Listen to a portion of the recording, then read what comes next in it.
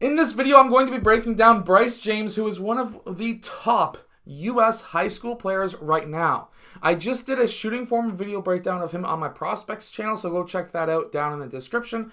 But Bryce James is a fantastic player. He can play on the defense and offensive end, and he's a pretty solid, good all-around player. So let's get down, let's check him out so that you can play either just like him or even better. Okay, so really quickly, when he receives this ball, he's already looking at the rim. He's keeping his head up, so he has peripheral vision to see where his teammates are and where the defense currently sits. He makes the decision on the landing that he wants to go up for the shot. He has the space between himself and his defender, and whenever you have space, you should be always looking to be aggressive, and in this case, he's taking that shot and he's able to make it. In this clip, he's attacking the basket. He gets a help side defender who comes over. He keeps the ball nice and high over top of the outstretched arms and hands of that defender, and he's able to keep that ball nice and high, goes somewhat nice and high of an arc, at least at this age. It's somewhat of a high arc. When he gets older, it's going to have to be bigger because he's going to go up against players like Wembanyama if he makes the NBA. So he's going to have to get that higher, but he's able to make this shot. He also has a very nice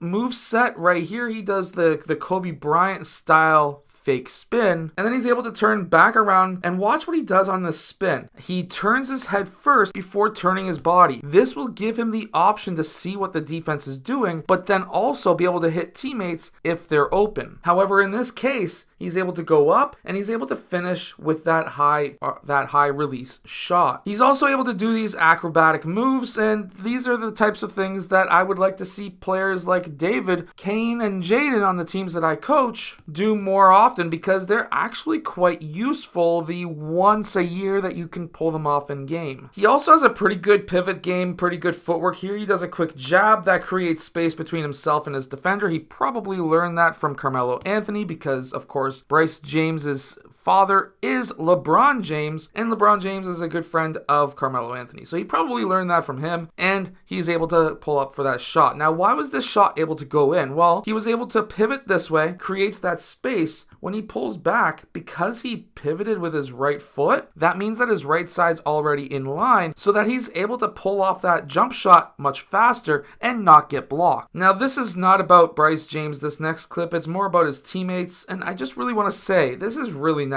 So, ball side 45 drives to the rim. When he drives to the rim, he's keeping his head up. He kicks the ball out to the opposite side 45. The reason for this is because this defender is coming down to help out and leaves that player wide open. He's able to pass that ball out to that teammate, and it was actually a really good pass. We can see it hit him right in the chest right there. You really want to be accurate with your kick-out passes, because now that defender is going to close out to that man, and guess what? An extra pass over to Bryce allows him to have a wide open corner three. Now, I'm just going to tell you really quickly, you should be practicing corner threes. You need to get very proficient in corner threes if you want to make the NCAA level. However, guess what? In this corner, almost every single, I would say probably 95% of all NCAA players can shoot from here, which means that while this is a very good shot to practice and learn, it better not be the only shot you practice and learn. Now here that kick out pass goes to Bryce. He does almost like a quick fake. When he lands, he brings the ball from his right to left side and then back to his right. This gets the defender onto his heels, closing out with his hands up because obviously Bryce is a shooter. But Bryce is then able to drive back the opposite way as to where the defender was coming from, because all of the defender's weight and momentum was going in this direction, which means that you need to go in the opposite direction. This will give you the extra step that's needed, and here he's able to go up with the ball high above his head,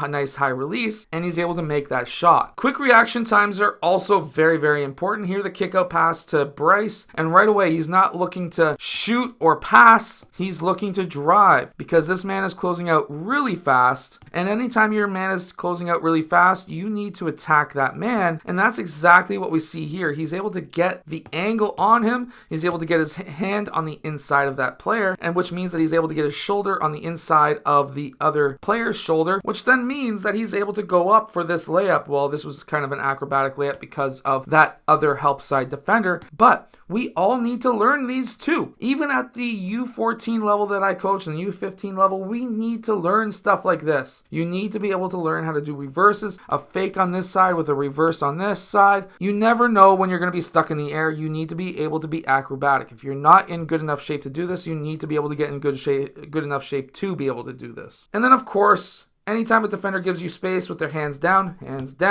down, man down, you go up for the shot and you will make it. And then there's defense, good block. Always looking to play good defense is very important. Using screens, man goes over top of the screen. He's cheating down, trying to cut you off. Guess what? You can pull back if you don't get that angle right away. So what should have happened here? Bryce went out a bit wide because of this defender hedging. He could have easily split these guys. I'm not going to get into the different options he has in this clip because obviously I'm not in this situation. I'm not looking at what the defense is doing or the past tendencies of these players, but he goes out just a bit too wide. This allows his defender to cut off his path so that he doesn't have a path to the basket. This hedge man did a really good job of hedging. He drops back to his man. There's no pass to the big man at this point because he's cutting off that passing lane, because this guy's right here cutting off this passing lane as well and still trying to cut off Bryce, which means that he's able to do that quick step back, side step. I would personally call that a step back, but that creates enough space. This man's shoulders are away from him. He's going towards his left side, which means his right side is in line,